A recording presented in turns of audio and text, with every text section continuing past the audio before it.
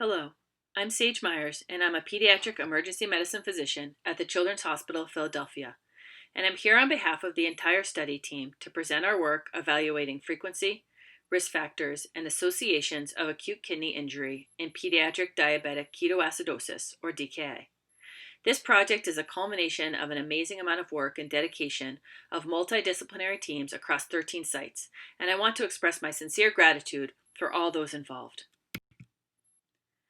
DKA in children has been associated with organ injury at frequencies higher than previously recognized. In particular, subtle cerebral injury in DKA has been noted to occur commonly and result in long-term cognitive alterations. Although the mechanisms are still being investigated, there is evidence for both hypoperfusion-reperfusion injury and inflammatory changes. A recent small retrospective study found that acute kidney injury, or AKI, also occurred commonly during DKA.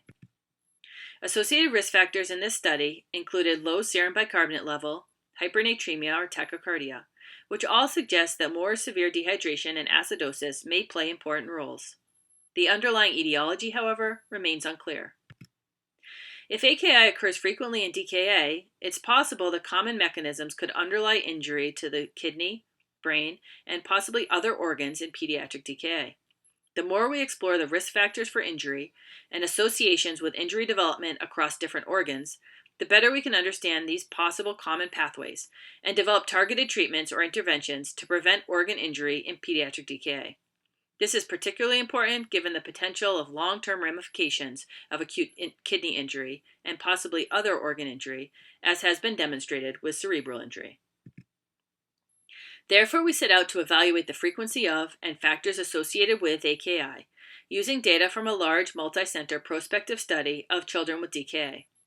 We also aim to explore the possible associations between AKI and brain injury in pediatric DKA.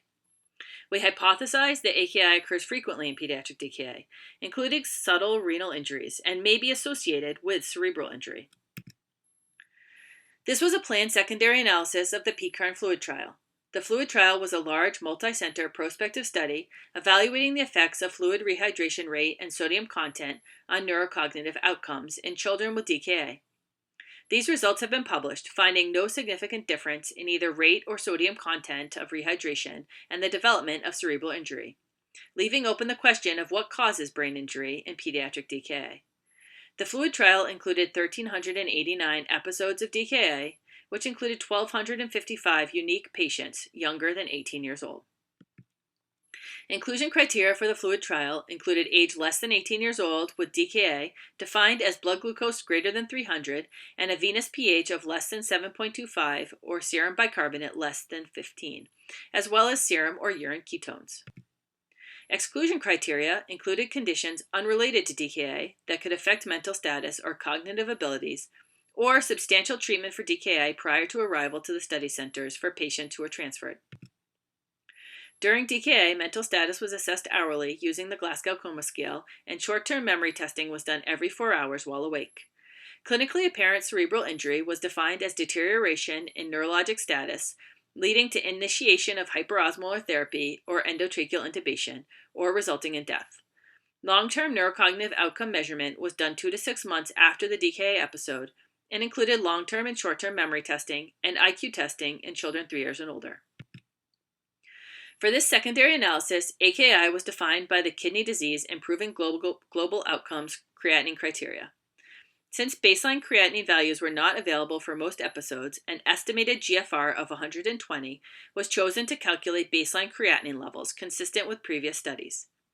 We used the maximum serum creatinine measured during DKA to designate the acute kidney injury level, with stages 1, 2, and 3 as defined by the Kidney Disease Improving Global Outcomes criteria. Of 1,389 DKA episodes in the main PCARN fluid trial, 1,359 were included in this analysis. 28 DKA episodes missing data on patient height and 2 missing creatinine values were excluded. Patients were equally distributed across arms of the randomization structure. Of the 1,359 DKA episodes included in the analysis, 584 developed acute kidney injury. 94.7% of those who developed acute kidney injury had evidence of AKI on presentation. but 3.8% developed AKI after treatment initiation. Of those who developed AKI after treatment initiation, 10 were in the slow rehydration group and 12 were in the fast rehydration group. Timing of AKI was unknown in 9 patients for whom first documented creatinine was more than 2 hours after treatment initiation. The maximum AKI stage reached was stage 1 in 332, or 56.8% of patients, stage 2 in 215, or 36.8% of patients, and stage 3 in 37, or 6.3% of patients. AKI stage worsened during DKA treatment in 16 cases, which is 2.7% of those who developed AKI. 7 of these were in the fast rehydration group and 9 in the slow. No patients required dialysis. Using multivariable logistic regression modeling to estimate the adjusted association of demographic, clinical, and biochemical factors with AKI, we found significant associations between AKI and older age, higher age-adjusted heart rate, BUN, glucose-corrected sodium, and glucose concentration, as well as with lower pH. There was no significant difference in AKI during DKA in the adjusted analysis by sex, new onset versus existing diabetes history, baseline bicarb, or baseline PCO2.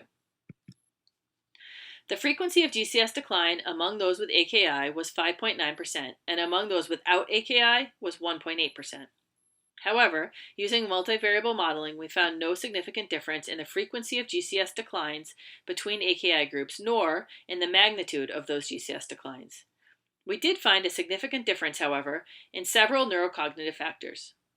Forward digit span recall performance was significantly worse among those with AKI. Backward digit span recall was also worse in the AKI group, with the difference between groups approaching significance at a p of 0.06. In long-term neurocognitive evaluations, IQ was compared between AKI groups using a mixed linear regression model that included random effects of enrolling hospital, and found a significantly lower IQ among those with AKI.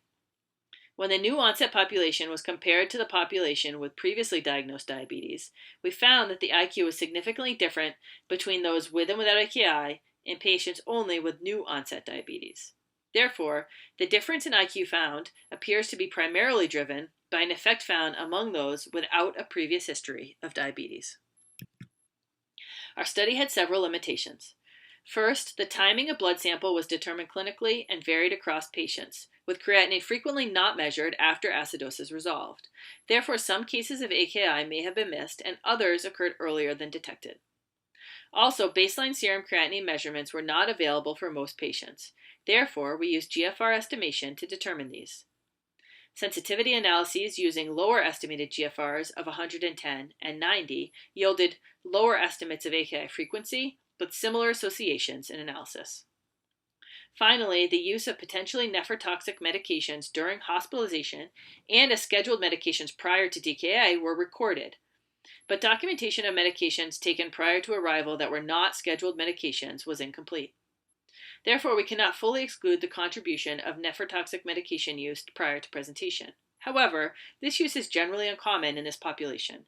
Patients reported receiving a medication with possible nephrotoxicity prior to the detection of AKI in only 3 of the 584 episodes of AKI, and all of these had stage 1. In conclusion, acute kidney injury is common in children with DKA, occurring in 43% of all DKA episodes. In addition, 43% of those children who developed AKI met criteria for stage 2 or stage 3 renal injury, suggesting intrinsic tubular injury beyond pre-renal azotemia. AKI was more frequent among children with greater acidosis and greater circulatory depletion. Interestingly, these factors are similar to those found to be associated with cerebral injury during pediatric DKA. In addition, children with AKI had higher frequencies of subtle cognitive impairment during DKA, and even after recovery from DKA, long-term IQ differences between patients with and without AKI persisted, despite adjustment for DKA severity and demographic factors. This suggests that acute kidney injury could exist as a pattern of multi-organ injury in the setting of DKA. I would like to thank all of the authors, the research coordinators, the multidisciplinary liaisons at each site, and the Pediatric Emergency Care Applied Research Network, without whom this study would not have been possible. Thank you for your attention.